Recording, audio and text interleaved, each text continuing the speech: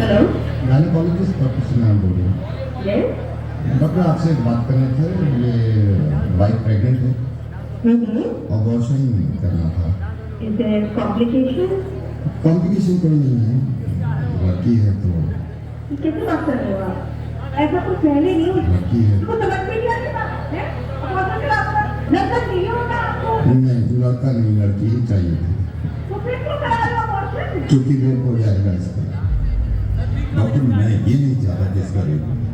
I am so sorry doctor, मैं नवीद बोल रहा हूँ रेडियो मिर्ची से। और मुझे मालूम है कि आपके पास कॉल्स आती होंगी, लेकिन उनकी वजह यही होगी कि मैं दहेज नहीं ले सकता या मैं लड़की को पढ़ा नहीं सकता। लेकिन अब कॉल जाया करेंगी और वजह ये हुआ करेगी डॉक्टर कि मैं अपनी बच्ची को पैदा नहीं होने देना चाहता, क्योंकि इसका रेप हो सकता है। दिल्ली में 8 महीने की बच्ची का रेप हुआ। 8 महीने की बच्ची होती कितनी है? अगर वो तंदुरुस्त ना हो, इंसान के एक हाथ में आ जाती है।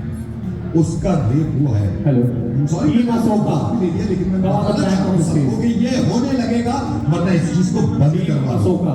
मेरी समझ में नहीं आता, ये स्लोगन देखने के बाद लोग खुश हो जाते हैं, बेटी बचाओ बेटी पढ़ाओ। क्यों क्यों हम पहले ही जाहिर कर देते हैं कि बेटियां कमजोर हैं, पढ़ी लिखी भी नहीं है, इनको बचाना भी है। ऐसे स्लोगन क्यों नहीं बनते कि बेटे को बताओ और ना माने तो थप्पड़ लगाओ। और जितने लोग इस बात को मानते थे ना कि लड़की घर से बाहर निकलती है तो रेप होता है, उसके रिश्तेदार ने बेडरूम में घुस के उसकी बच्ची के साथ रेप किया।